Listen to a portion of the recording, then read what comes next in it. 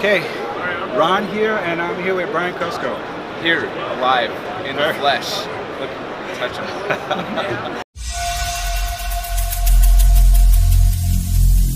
Every single day, I'm gonna make something great.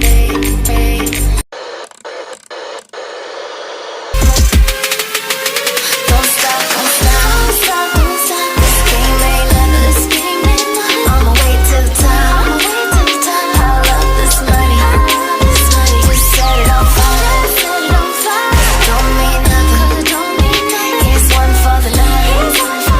Don't waste my time. Okay, it's no secret.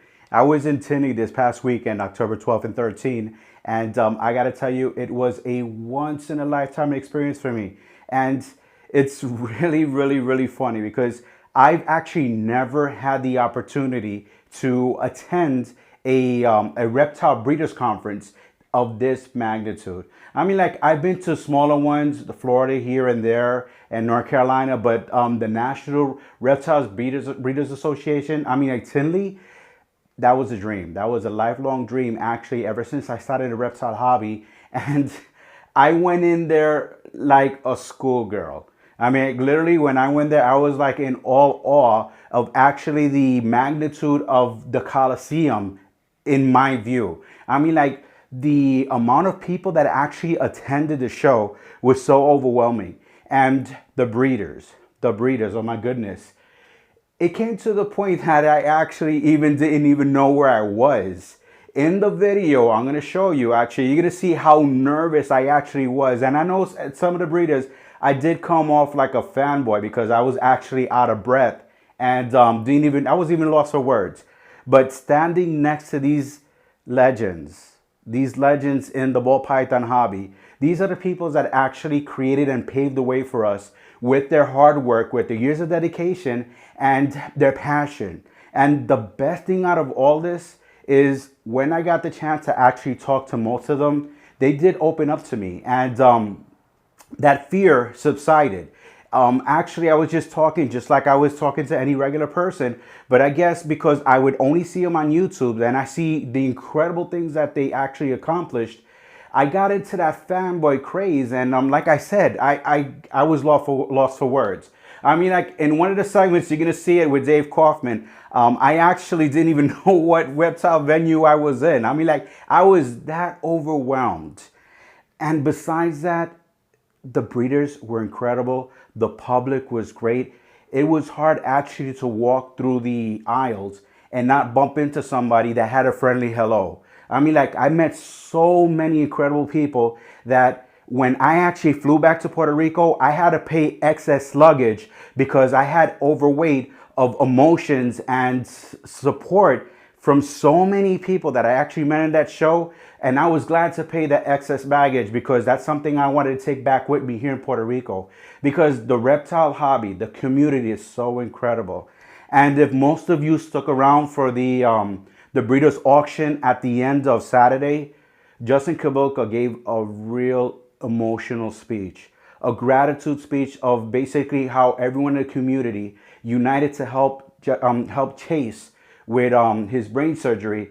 And he choked up, and even Chase choked up. Heck, I was in tears. I was in the back of the room, and I was standing next to Lone Star Reptiles, and I was choking up. I was really choking up because that word that actually Justin described as the unity being more like a close-knit family, it really touched bases with me because that's what I saw and that's what I experienced. I mean, I'm coming from a little island here in Puerto Rico, and I went to a big state in Chicago, and for the very first time, and I was welcomed by so many incredible breeders that it didn't even come down to the snakes. It came down to the human touch. It came down to the hospitality that was shown to me by so many people, because Tinley was their house. Tinley was their house, and I was their guest. And they treated me like I can't explain how grateful I am. So with this, I'm going to show you the video. My brother was my cameraman Lou. He actually helped me and accompany me there. So you're gonna see some shaky moments and not the greatest video on it, but I love my brother. I mean, like, actually, he had my back down there. And at the end of the video, you're gonna see a little extra thing I did for him so he can have fun and unwind, because it's not only about reptiles. I had to give him a chance to basically have fun, but it looks like he took that cameraman issue to heart because he didn't want to stop putting the camera down. Anyway, here it is, guys. My interviews and my day, how I spend it in Tinley Park.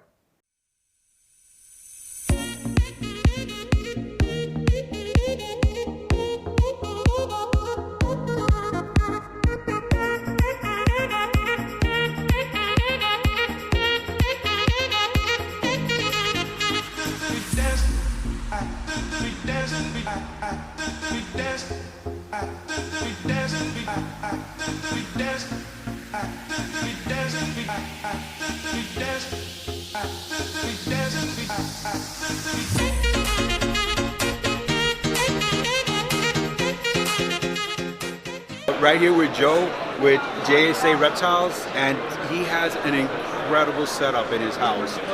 Dave Kaufman actually did a segment where he did a tour of how he has his facilities.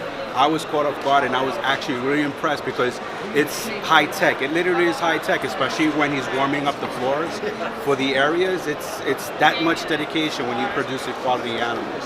If you could talk about more or less what got you that far into this passion. Oh, it's been a long time since I was a little kid. Pretty much kind of like everybody got started, you know, catching garter snakes, you know, red bellies, frogs, toads. Growing up in the country, and probably about 5-6 years old, my mother took the family to Florida, went to Gatorland, got to hold my first alligator.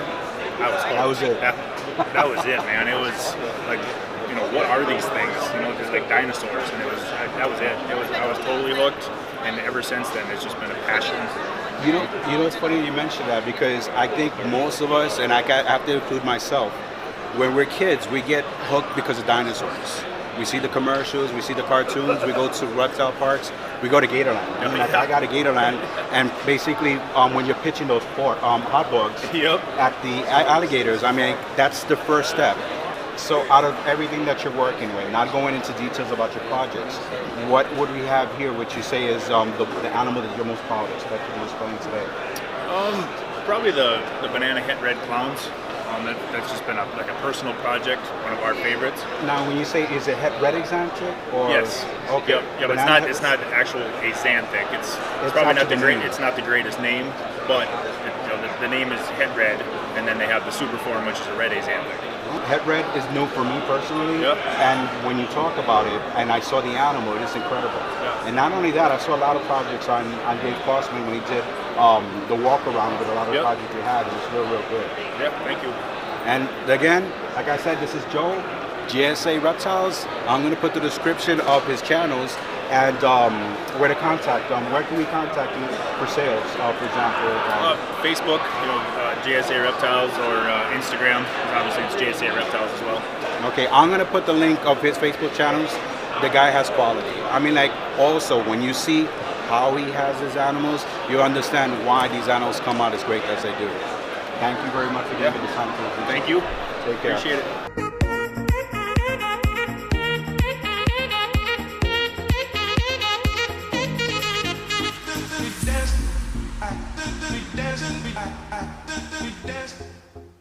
Okay, right here I'm with Dave Kaufman. How you doing, guys? Right? The Arlington. No, oh my God, I'm so nervous. I don't even know where we're at. We're at the.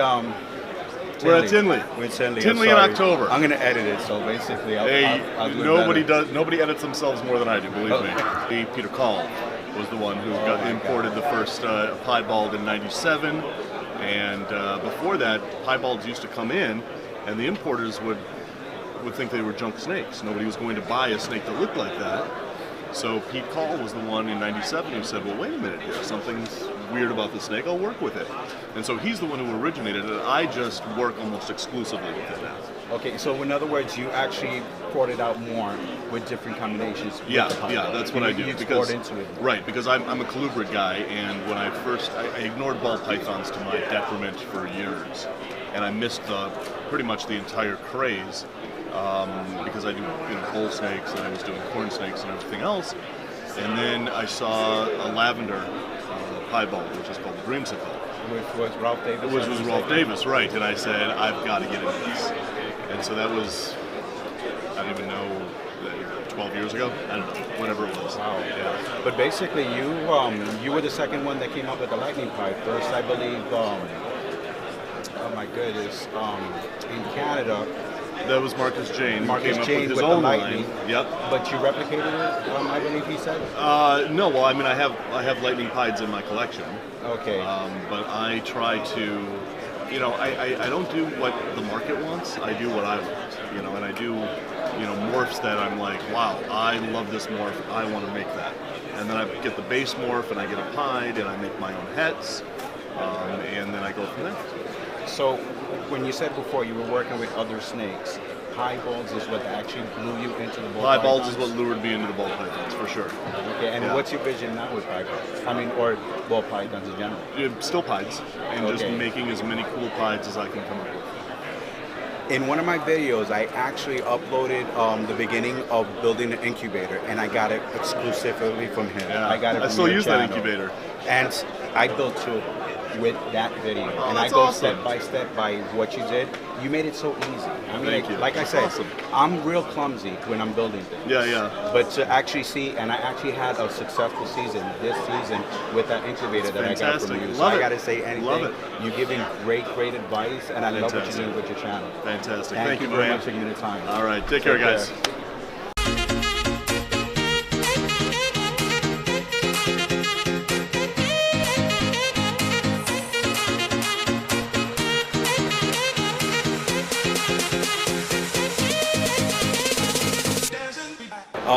Okay, right here I'm in Constriction Addictions table, and I'm here with Daniel. This is the master basically with the scalers. I know there's a lot of versions of scalers that's coming out, but he actually went more deep into it and produced more varieties of actually of that specific combo.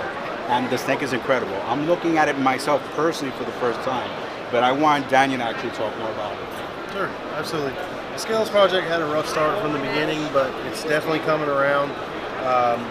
Some of these animals are 100% scaleless, and some of them are 80 to 90% scaleless, with a few random scales down the back.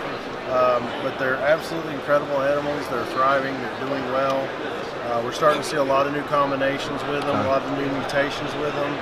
And I think there's a lot of future in the project. I think we overthought this more from the beginning, and we're coming to find out that it's not it's not going to be as much work as we thought from the very beginning as far as care, husbandry, and things like that. This goes away, changed the whole platform, the whole color palette for us. So we're excited to see what we can do with it and a lot of the different mutations that we can plug into this project.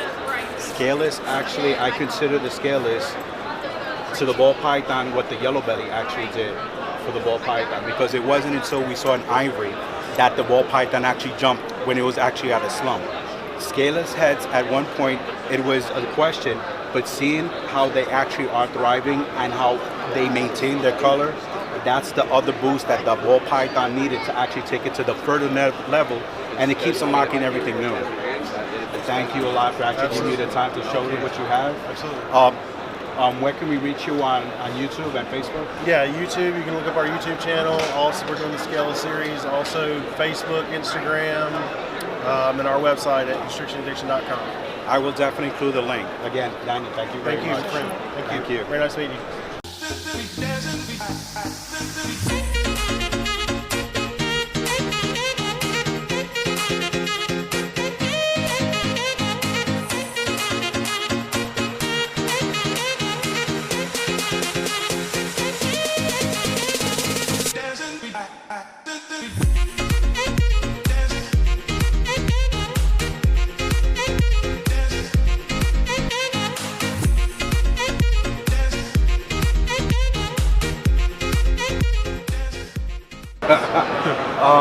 Introduce yourselves. Sure, I'm Ben and Ryan. We're from R&B Reptiles. You gotta do the cartoon team. The guitar.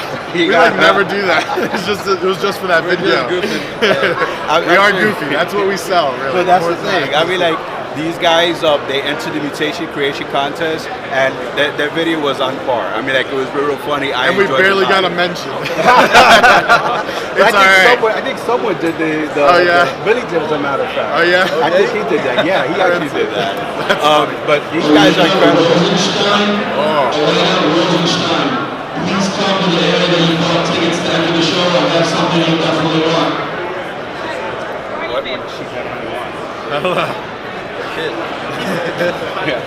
Their YouTube channel is hilarious. I mean, like, if anything, I get props just watching their channel and getting ideas. Oh, that's great. No, seriously. I mean, like, you guys are like on pair. I mean, like, there's always the one that's getting slapped before anything. That would always be me. He's real violent. It's fine. I can't even defend myself. It's fine. It's on video. Yeah, if I can give you any advice, don't do anything we do. That's actually the disclaimer should be at the beginning.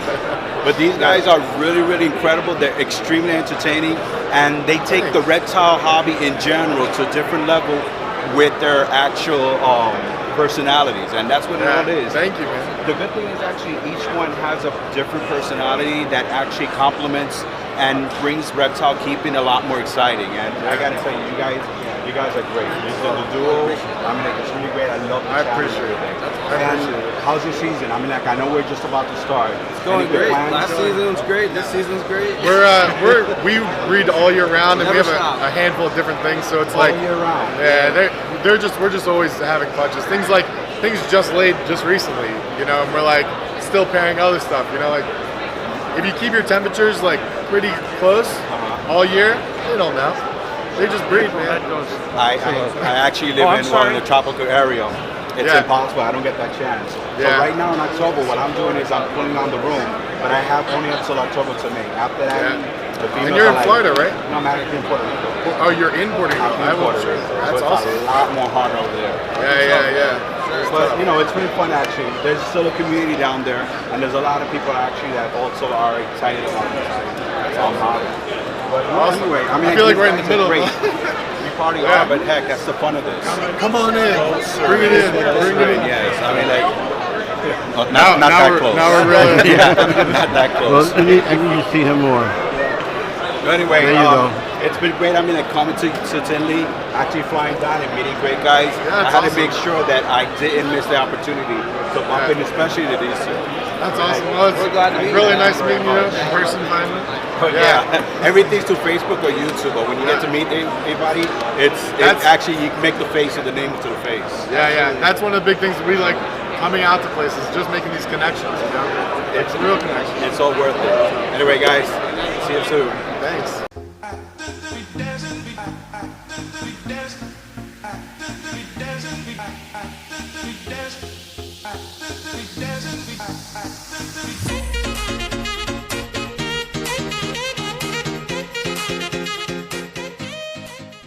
And I'm with the Great Odds, and he's basically the magic man with orange strings. I know a lot of times I bothered him sending him pictures. Try not to do that too much because the guy really is overworked. But he has beautiful, beautiful things. And right here's an example of one of those projects he has. Yeah, so this animal right here was actually produced by Eric. It's a project that we're working on. This is a Pastel OD Yellow Belly Ultramel, 100% head ghost. So this bad boy is available too. If somebody's interested, hit us up. Really excited about the Ultramel projects. We got a lot of things going on with Ultramel. So in the future, you're gonna see a lot of really cool OD Ultramel combos. You know. I was actually held on the sidelines with Ultramels, but I'm now been on seeing the potentials with that alone. This one here is without yellow belly.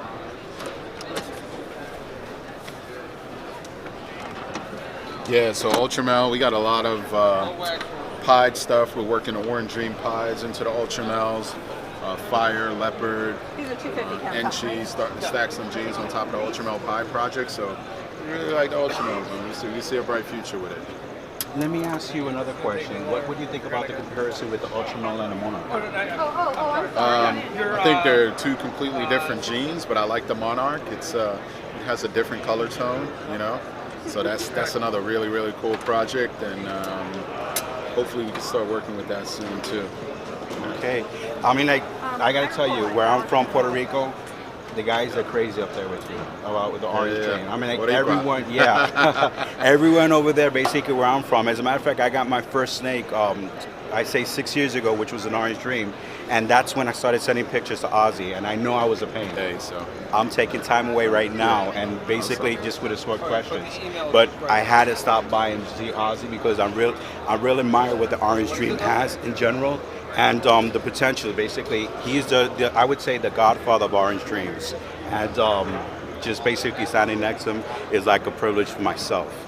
respect. Thank you very much. I really do appreciate the time. Yep. Okay, Thanks, well, man. thank you.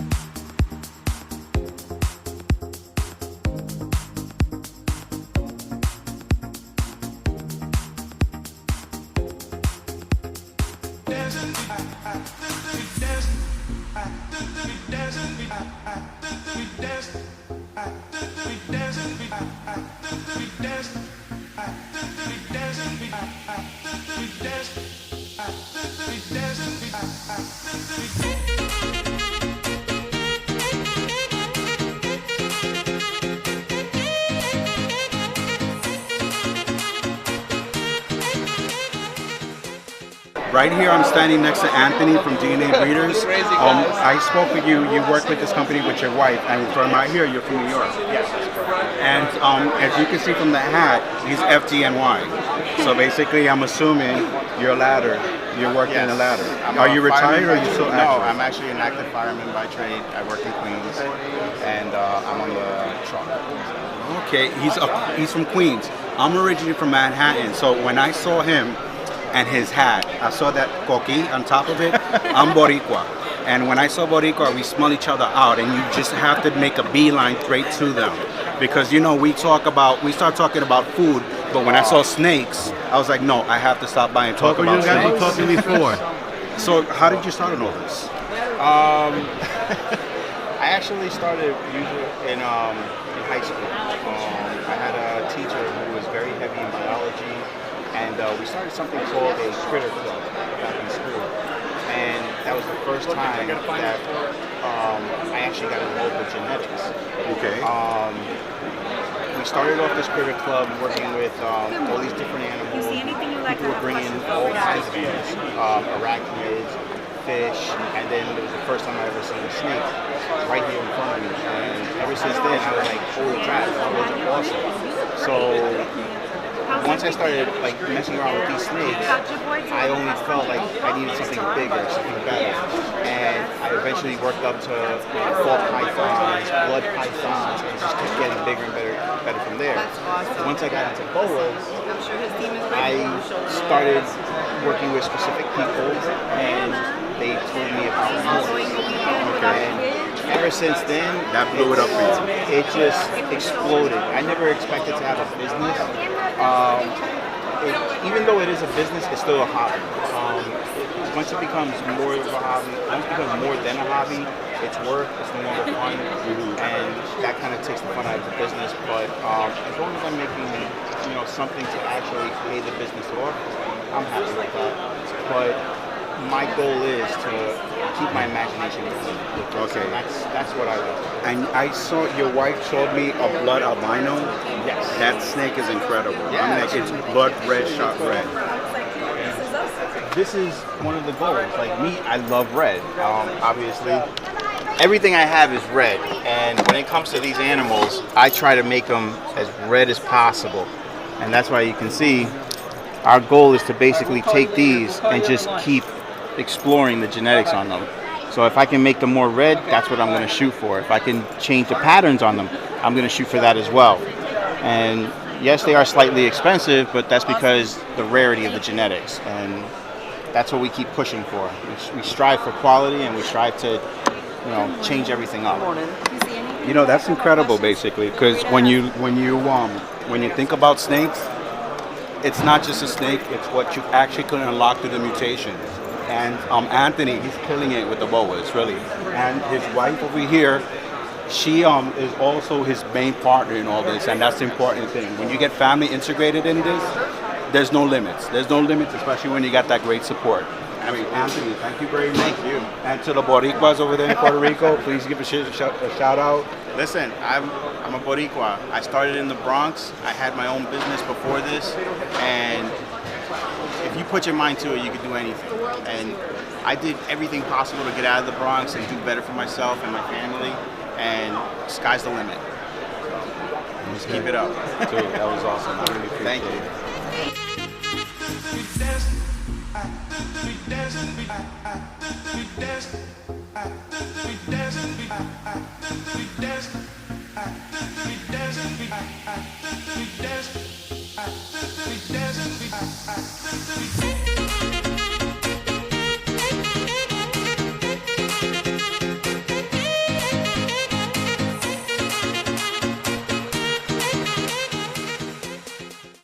And I'm here with Kevin Mccurley, your nerds. No introduction, the Morph guy. BBM Reptiles? Ball pythons, right? Yeah. Edwin. BBM Reptiles, Ron, BBM Reptiles, but it's more importantly Kevin. And I gotta say, I mean, like, goosebumps, believe it or not, goosebumps. Actually being able to talk to him and what he's produced, he's a forefather. In ball pythons, he is considered the forefather of what the hobby actually is. And because of him, expos like this exist. And breeders like me and future breeders that want to actually get that next level, we go to him. There is no next level. I must continue. I have to keep. I don't want to get like left in the dust. But he's right. So basically, I started when people didn't care about ball pythons. I couldn't afford like the expensive snakes. So I know in Puerto Rico, you guys are very limited to what you can actually keep. And ball pythons, which are wonderful snakes, they're the perfect like pet snake, you know, like the vehicle. And no one really cared about ball pythons because the ball pythons were just kind of like wild caught, tick infested, they don't want to eat. But I couldn't afford the really expensive snakes. So people are like black-headed pythons, Roma pythons. So I was just working with like, that ball python's nice, but that one's yellow, and that one's really pretty. So I started going through the imported ball pythons and picking out interesting looking ones. And ultimately, I just continued doing this, and I became very adamant about my ideas that it's the perfect snake, but I would like to kind of excite the paint job. So I ended up producing like the first ghosts, first caramel albinos, first pastel jungle, first super pastel, first spiders, first honeybees, first bumblebees, first killer bees, all that stuff that just it continues and keeps going. And I made all these crazy names because like, you know, the yellow one, I'm like, this is a pastel. This one's a ghost because it looks like you just took it out of the freezer and it's all frosted. So I would try to describe this. But the internet was just getting going, so I would come up with like these goofy names, trying to make it like, this is a bumblebee. So a bumblebee is the first double expression of pretty much any snake where we had two different genes fighting to express themselves on the same snake. So the first time I tried to breed bumblebee, to a spider to a pastel, I missed. And I was thinking maybe the spider was so dominant it was hiding the pastel. Then the next time I did it, I made the bumblebees, and that was like really exciting. And we just, you know, we learned a lot about genetics, and I taught myself a lot about genetics and just doing it over and over again. But it's so exciting. Olivia L, please come to the front. Olivia L, your friend is at the front looking for you. What's good about Puerto Rico is, do you have like a lot less ball pythons there? You mean breeders or collectors? Yeah, all that stuff, yeah. It's a virgin market. Okay, so that's exciting because if you have people out there that just need to be introduced to these animals, and then they get to see these animals and show them all the crazy varieties, how pretty this is and all different stuff, then there's a lot of room for growth, a huge amount of room for growth. So if you guys get into it early on, there's a lot of, probably a lot of potential.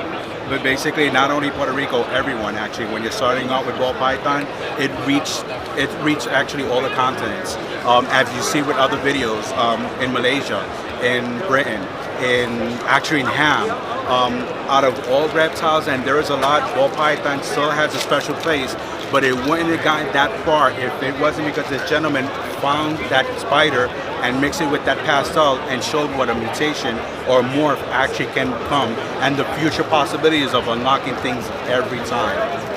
Kevin, thank you. You have no idea the honor that you give me. You're welcome.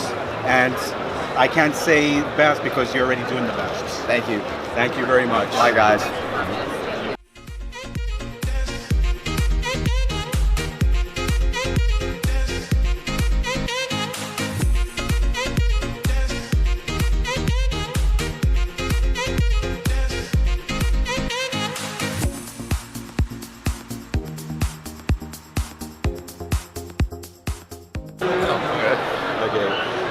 Garrick Demeyer. This guy's an incredible breeder, and his YouTube channel has so many great contents of all the possibilities and combos he's produced.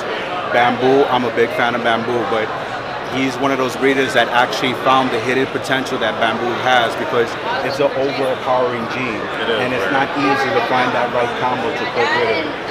And she sometimes, in my opinion, and I've tried, it's hard to identify.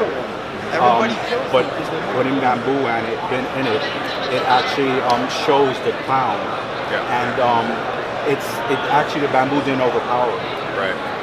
Yeah, I mean, I've been doing a lot of stuff with clowns. Obviously, it's one of my specialties, I guess. I have produced some bamboo clowns. There's a couple of them. No, these are different. I would use bamboo Woma het clown male, and I bred them to pastel clown females. This one, I believe, is just a normal bamboo clown. Pretty cool looking, reduced pattern, you know, but nice colors and nice high contrasted pattern. This one is either a pastel bamboo clown or it's a bamboo Woma clown. I don't think it's both, but I haven't produced anything with the bamboo Woma in clown that makes me think that that it's like that this is not one. You know, I'm kind of confusing myself here. I get talking about all these different morphs, especially after today. We've had such a busy day today. It's been unbelievable. But anyway, this to me looks like it's probably a bamboo Woma clown. I haven't produced any clowns from that project that's drastically different from this, that makes me think, oh yeah, that's the bamboo Woma clown. So I think this is, you can see the pattern is a little thinner, maybe a little bit busier. And the color is obviously different. So I don't know if it's pastel that's doing that with the color, or if it's Woma, but I'm thinking that this is the bamboo Woma clown. Okay. Now, because the bamboo is so overpowering, besides clowns, what other combos would actually take advantage of the bamboo, and the bamboo won't overpower it, as far as seeing the actual mutation in the bamboo? Well, I know there's been bamboo ultramels made. I've actually got hats. I'm trying to figure out like what types of genes will fit bamboo the best, and take advantage of the color and the pattern. Bamboo is both the color and a pattern mutation, which is nice because you get kind of two different ways that you can attack other genes in one animal. You know, with the bamboo, you're changing the pattern and you're changing the color. So one of them that I've done, I've done this for a few years now already. This is a bamboo albino. And I'm working on the bamboo Toffino too.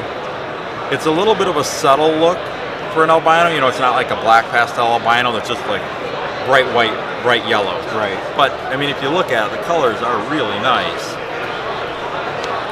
This is a 2-year-old. And yeah, I mean, look at that head color.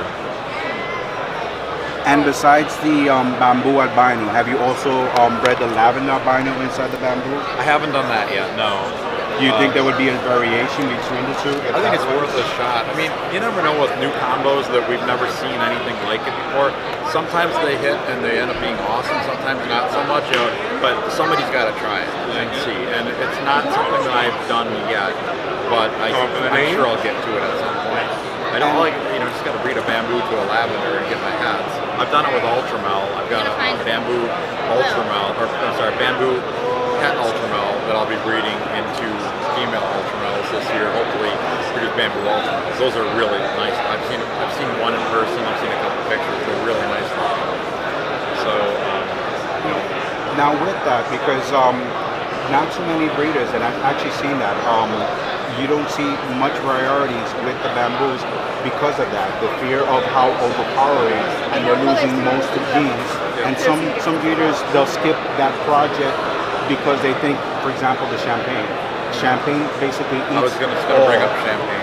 But Enchi actually brought out the patterns and even some of the colors in champagne. Yeah. And since bamboo's more or less the same, like you're about to say, besides what other things do you think can actually be put in there? Yeah, I think bamboo is a project that you just got to find the right ingredients to put in it. Leopard bamboos are really nice. I saw one that you actually that's a pastel leopard bamboo pet clown. And it's a male. I'll be breeding him to some clown combos this upcoming season. And actually, if we can go right over here, I've got a, let's see. Hey, Logan, can you give me the key? I want to show you this one. I've got a bamboo calico. Get it out here.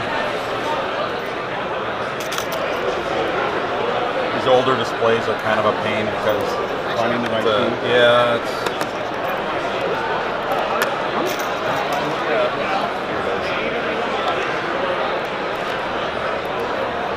That's not it.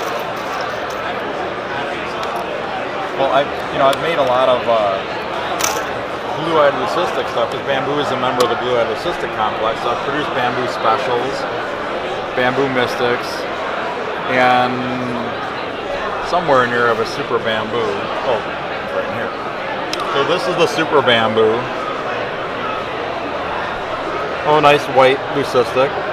Wow. And then this is what happens if you breed bamboo to special. It gives it that yellow striping down the back. And bamboo mystic, as they get bigger, you can actually see a pretty good bamboo pattern in there. Like it kind of gets like a powdery gray colored patterns through the body. Sometimes they have a little yellow to them. Sometimes they're more just white and gray. So there's, they don't just always make like a solid white blue-eyed leucistic. But this is one of my favorites right here. My goodness. That is a bamboo calico, and it's possible yellow belly. I produced a few of these, and this is the most interesting one I think I've ever produced. It's just so blended. Like, actually, I can't even imagine the compliments that calico or even the yellow belly. Maybe the yellow belly is what's bringing out that bright yellow on the backing. Yeah. Mm-hmm. I produced this from breeding. It was a calico yellow belly banana to a bamboo yellow belly. So I produced some really super bright white ivories as well. So yeah, I mean, I really like this a lot. I think that it's just a matter of figuring out what genes you have to mix with bamboo to make the best looking baby. It's all about producing pretty snakes. I don't even really necessarily care about how many genes I'm getting into snakes now. I just want to produce really the prettiest snakes that I can. So like I'd rather produce a 3-gene snake that's really attractive rather than produce a snake with 6 genes that doesn't really look that great. Because you'll lose the identification and it'll be mixed up with various different combos. And it's mostly the most subtle. For example, as this, it shows it more beauty of the patterns and the colors. Yeah. And it doesn't wash everything out because sometimes there is a gene that'll completely wash out the snake. Oh, and yeah. you lose everything, especially with the bamboo breed overall. Well, let me show you this. This is this guy right here, well, these two guys, these are from that same clutch. These are ivories that are possible bamboo, banana, and calico. I'm seeing the blue eyes on that. So bamboos, they've been known to actually throw blue eyes. Yep. But I'm actually seeing the reflection, and I've seen ivories, obviously, and they're the black eyes. But this one, actually, I can see the reflection of the blue. Yeah, but these are actually ivories. They just have the possibility of having bamboo, calico, and banana in them. Okay. So I think that's messing with the eye color. I was surprised too when I hatched these out, but the bamboo, the mother of these is a bamboo possible yellow belly, and I bred a calico yellow belly banana to her, and produced 3 of these in the clutch, along with her and a couple other snakes too. So definitely there's still a lot to do and unlock with bamboo. I think it's one of so. those hidden genes that basically finding that right connection, and that's what makes the fun about working with this specific project. There's still a lot to unlock, and because it's so overpowering, maybe there is another gene that can complement that overpowering factor of the bamboo, but it won't get lost in transition. You got to find another gene that's equally as stubborn as bamboo, and put them together and see who wins. You know, that's kind of what it's at. If you want to really change up what the bamboo does and how it looks, you gotta find some other strong genes and put them in there and see what happens. Great. Garrick, thank you very much for giving me the time. Garrick Demeyer, if you could give me your YouTube channel, I'm going to put the link in the description. Yeah, my YouTube channel is The Royal Constrictor, and my website is royalconstrictordesigns.com. Thank you very much. I really appreciate the time. No problem.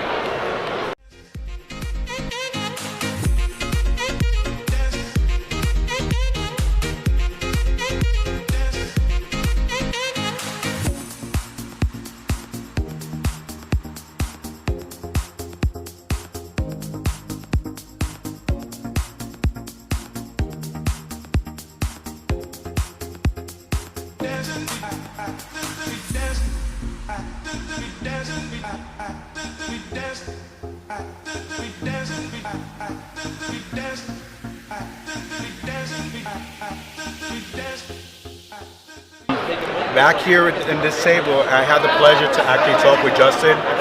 With Justin, I was lucky enough to have a few snakes in my collection, including the lavender albino, and when he produced the lavender leopard enchi, that's something even more that motivates me to actually try to replicate. Now, it's not the issue of following his specific pattern or the way he's making, but he gives me a great example of what quality actually works with and what you can produce. And Justin, if you could talk us through. Sure. So, like you said, this is an Enchi Leopard Lavender, and it's just one of those things where it's a relatively simple combo, but it performs in a really unique way. So, we had no idea when we set out to make this that it would look so amazing, but we knew the Enchi added a little bit of pink to the snake, and the leopard kind of piles on there, and by adding all the blacks, it makes the pink much brighter. Okay? And so, it really ended up being a combo that has just kind of captured my imagination and try to figure out, wow, this is amazing. What can we do from here to potentially make it even better? And who knew a ball python could look like this? You know, seriously. And when you first started with the lavender, that's that old floating story that you were that one person that beat out someone else with the lavender at that time, and no one knew the potential at that time, but you blew it up. You blew it up with the Grail, with the Dreamsicle, and now with the leopard, and just recently the leopard, blackhead, lavender, enchi. I mean, like that's that extra step that he was talking about. Right. And what do you see beyond that? Even though you just did this one, obviously. I want to see this in Dreamsicle, right? Okay. Yeah, that's my initial thought, and then put another dose of Enchi and see what Super Enchi looks like. You know, in some of these things you try them and they may be a step backwards. That's all part of the learning process, you know, the scientific process of exploring these morphs and seeing what they can do. And you explored it to the full extent. And the good thing is that everyone's following not your specific path, but you're showing that there's a lot more to unlock, that it hasn't stopped. There's not one morph that's not, you know, that doesn't have all of its potential ahead of it still, really. You know, every morph is bringing something stuff to the table. And our goal is always to find out how to really exploit that one cool part of a morph and make it something unlocking the hidden gem like you did with the black Pastel. For sure. Definitely. We've had the pleasure, Justin actually been to Puerto Rico twice, if not mistaken. We've had the pleasure to actually have him down where we live in my island. And it's been a pleasure every time. But now I'm in his territory and I'm like a guest in his house. And I feel very welcome, and I thank you very much for giving me the time to talk. And Justin Kobylka, I'm going to put the link of his webpage, his channel, which I know you all know, but incredible work and incredible breeder. Thank you, Justin. Thank you so much. Appreciate it. Thanks.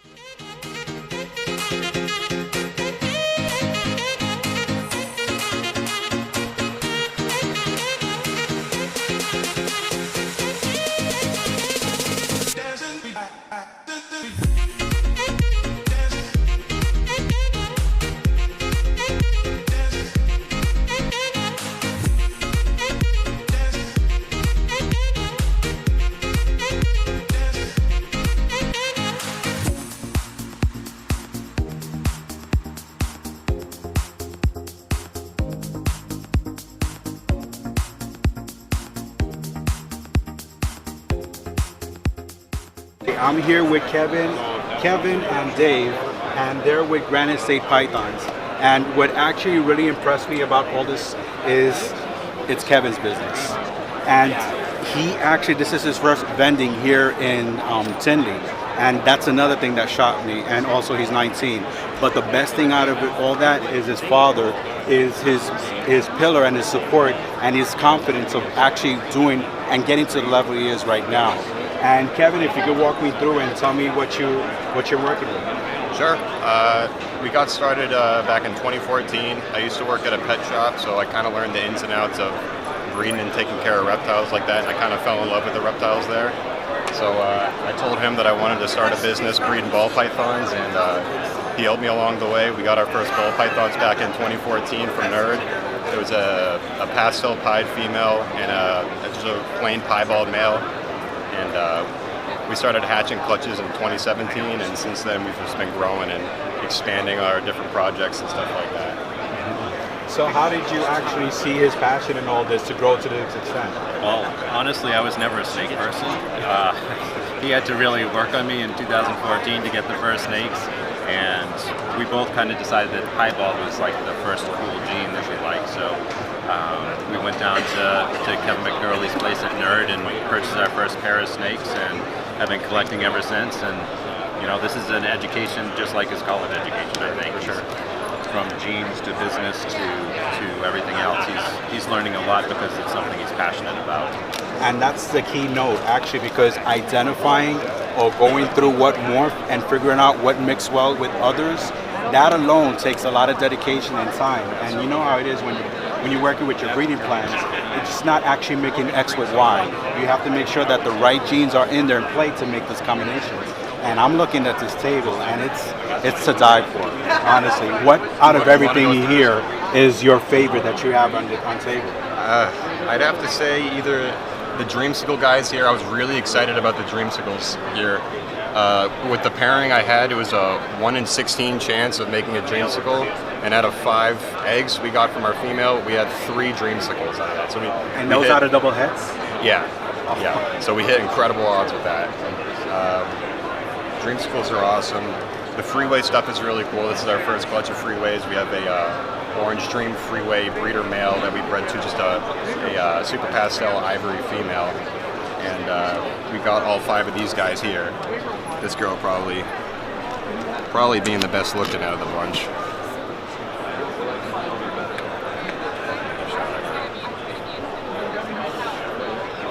That's gorgeous. That's a pastel freeway.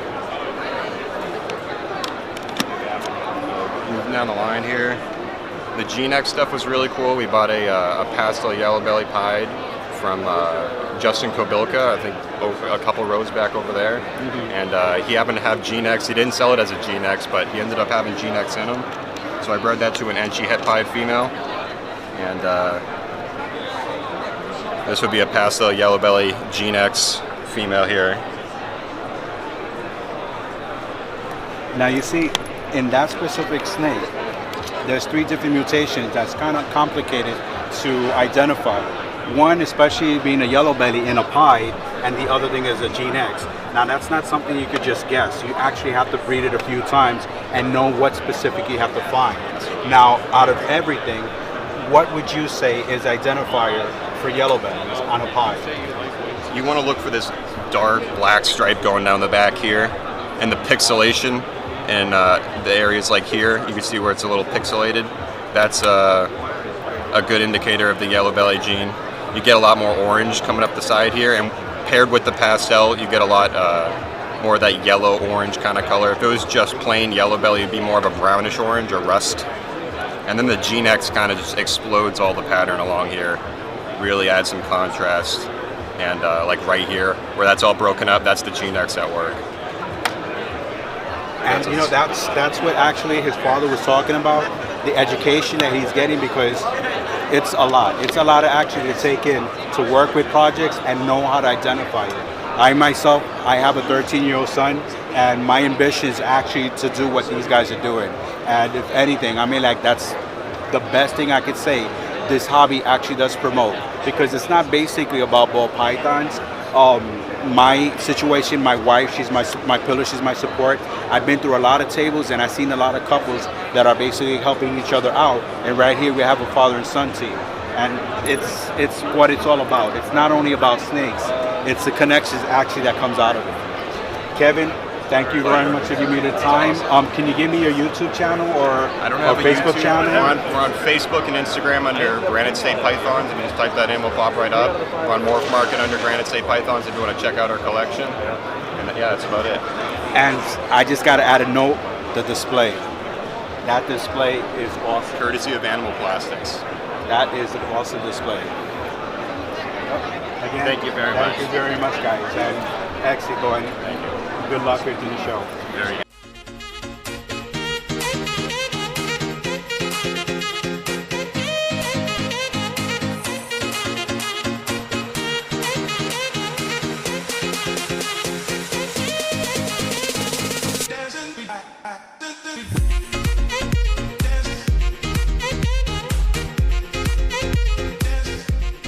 Okay, I'm here with Brian Grundy from Goodness Snakes, and it's an honor actually to be able to stand next to him. I was mentioning to him the path that he created. It actually inspired me and a lot of breeders and collectionists to actually be in this hobby and how incredible it is. Pioneers, that's what I actually refer them, pioneers that actually paved the way and made it so impressive, what we're seeing right now. I couldn't even imagine even taking a step of starting a collection if it wasn't actually seeing what breeders like yourself actually produce. Can you give me a little bit backstory of what started all this for you? Yeah, it's just a passion for animals. I've always been into animals from the moment I can remember. As a child, I had all sorts of pets. I've had raccoons, possums, owls, hawks, you name it, I've pretty much had it as a pet. And when I graduated from high school, I started working at an animal hospital. Okay. And I was working for a vet that specialized in exotics. So I actually got to work with reptiles, but I also got to work with animals such as mountain lions and cheetahs and African lions and wolves and chimpanzees. And so it's just all been totally encompassing, and I was just able to turn my hobby into a business that now pays my bills, and it's just, it's a dream come true. I'm living my dream. Yeah. You know, it's funny when you mention that. Myself, it's more about a passion, me specifically, but you taking the full benefit actually to actually working for you, because it's very rare when you get that dream job. Yeah. And when you have a dream job and you can actually provide yourself with that, it's not a job. It's actually just being paid to do something that you love. And with that array of experience that you just mentioned with all those animals, these are things that me personally, I would only see on the Nature Channel or Discovery, but to actually interact with all that, that's a caliber of its own. Oh yeah, it's been a blast. Oh gosh, my goodness.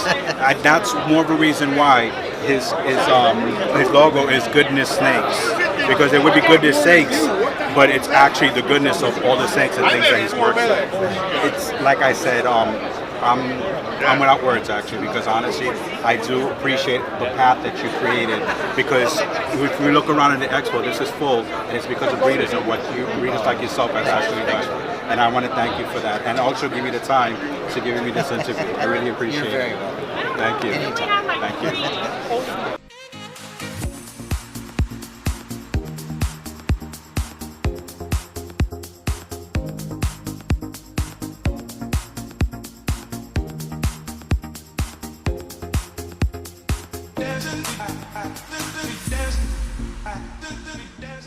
I'm here with Don with Dreamco Classics, and the displays are off the hook. I actually got a chance to purchase two of them myself. I'm not going to tell the color, it's top secret, you know, but I want to keep it on the low. But just have a look at the display that Don has here, and it's killer. And I actually want Don to actually talk about how this works. So we make everything in-house, and it's most of it's CNC cut, but it's all handmade. Even the cases. Our cases are bent instead of glued. They're riveted with 90s in corners, half-inch foam insides. These things are, in my opinion, they're top of the line, but we're a low ball pricer. We're not gougers. I hate gougers. So we tried to cut our prices cheaper than everybody else. We're not doing it for that intention. We're just not trying to raise ours over anybody to get, you know. Okay. So these are the fluorescents.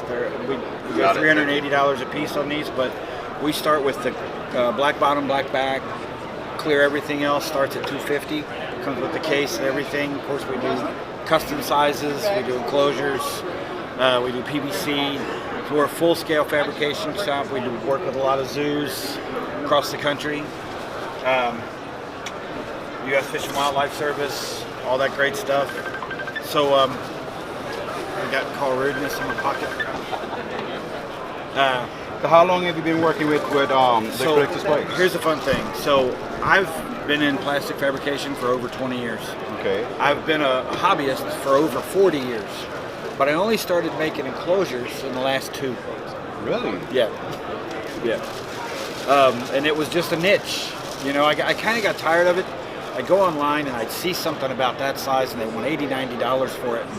And I'm like, that's just crazy, you know? And people that have nice stuff want to, even people that have cheap stuff want to put it in something that looks nice and not have to pay an arm and a leg for it. So we came out with these, the 8x8x12s at $30, the 10x10x16s at $50. That's probably less than half of anybody else.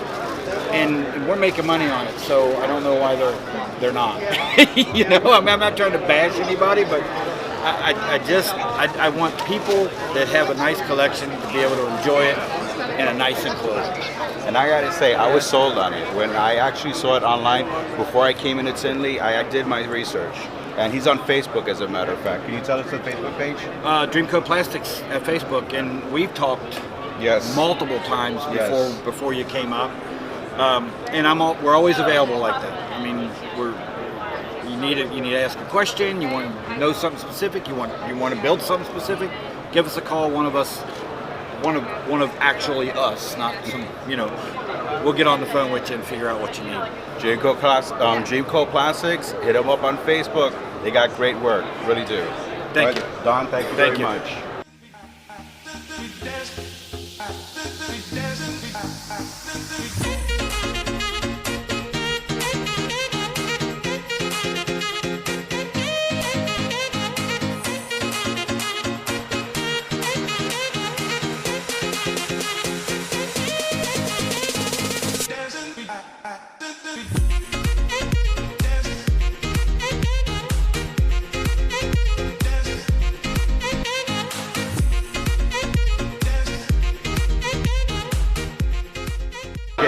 Joe 48 State Exotics.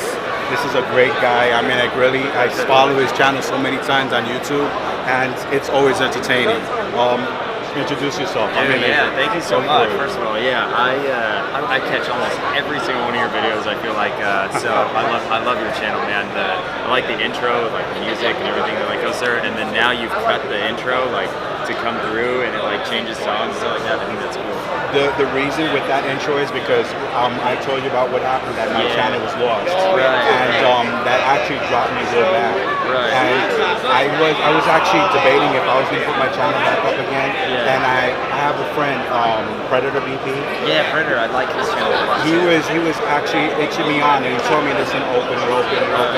And with him and other breeders that were actually reaching out to me, that kind of gave me, you know, that courage to do it again.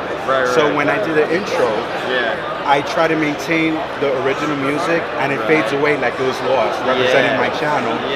But it comes back with a stronger beat, and that's what I'm trying to show, that I'm coming back a little bit stronger, and not basically getting down, starting all over. Yes, absolutely. Yeah, and that's what I like about it. That's the vibe it gives. So that's cool. I love it. I love what you did there. That's cool. Thank you. That really does mean a lot. But like I said, the videos that you're putting out and the combos that you're working with, I don't want to talk about a secret one that I know that you have, because I've been throwing that message to you a few times. Right. But skipping that one, the super gravel pot. Yeah, that was a really cool thing. So, you know, I'm not 100%, but I had a pastel highway concept pie, and I bred that to a yellow belly gravel pie male, and she proved out, which was crazy. And then we think we actually hit a Pastel super gravel hide. So we think the male is actually a gravel hide. So And it's a like, male. And it's a male, yeah. So I'll hopefully repeat that breeding maybe this year, and maybe I can get super gravels, because I didn't get any super gravels or any ivories in the clutch. I just got highways, Pastel highways, gravel hide, and a super gravel hide, hopefully. So it's hard like I didn't get an ivory or a gravel, so I don't really know what he is, but guys like Justin have looked at the picture and they think it's leaning that way, so I don't know. Fingers crossed. That's Those are the snakes that I personally call holdouts. Yeah, exactly. Yeah, she's not going anywhere. Yeah, she's not going anywhere. So it doesn't matter what she is, actually. But so I don't know. Excited for that. So it was a really cool season. It was a sucky season. I didn't get a lot of clutches, but had a really good luck. Right. So that's always good. Oh gosh. Yeah, man. So yeah, anything you're looking forward to this new season? Not giving anything away. Yeah. But I think some of the things I'm really looking forward to more this season is I want to start putting out more videos. I want to start being like a little more active and stuff like that. And I also want to add some new teams, this coming year. Hopefully for like 2022 to kind of like be ready for that next like wave, like a little reinvestment period to try to be ready and relevant, in a few years from now. So exactly. I'm more or less in that same path when I actually plan my breedings. I don't repeat the same ones, and I actually have something spared away for the following 2 seasons. Yeah. So that way it's always something fresh. You're never making just a Pastel Inchy and then a Pastel Inchy every year. You're swapping the genes always, so you always have something going on. So yeah. And that's the thing also, basically, because it helps you keep motivated, anticipating, actually working. It's the fun out of all this is actually unlocking things and hitting those holy grails, like what you saw with that super gravel. Yeah. Even though you're saying that you have your doubts, it's one of those moments when you're like, I don't want to believe it's true, but if it is, exactly. go. Yeah, I don't want to let myself get too excited because but it's just I remember cutting that egg open and I was just like, oh my gosh, she proved out. She proved out, and look at this snake. Like, it was crazy. That was a crazy moment, and that's what this is so much fun about. And the cool thing is, you actually uploaded that video the same day I received my super gravel. Yeah, and I still haven't even decided what to do with it. Right. And when I saw that video, I mean, like, it just blew my mind with the potential. Pretty snakes, man. They perform so well, and pide's tough. Sometimes pide really knocks things out, but that's a good combo. That's a good combo. Great, guys. Joel, State 48 Exotics. you. I'm gonna put his description in the bottom. Besides that, this guy's a great guy and a great friend. Yeah, I appreciate that, man. Thanks. Good to see you. Finally meet up. Great show. Tinley's incredible. As you can see, actually, I'm closing up my video, but I had to make sure when I close my video, he's the closer. There we go. There we go. Let's see you guys later. Take care and thank you very much.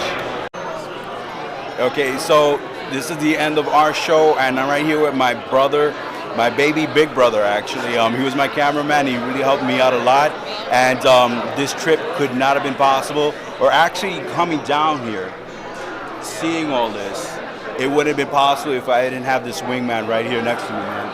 I love you, dude. Not a problem. So what do you think about the show? Fantastic. I mean, this is the first time I've been to any convention, period. And being a reptile convention, I'm like, really? But seeing that, experience this for the first time, it was fun. I really enjoyed myself. Yo, man, and I love you very much. Thank you for coming down with me. My baby Not a bro, my problem. baby older brother bro, but I love this guy, and he's my inspiration. Thanks a lot, Lou.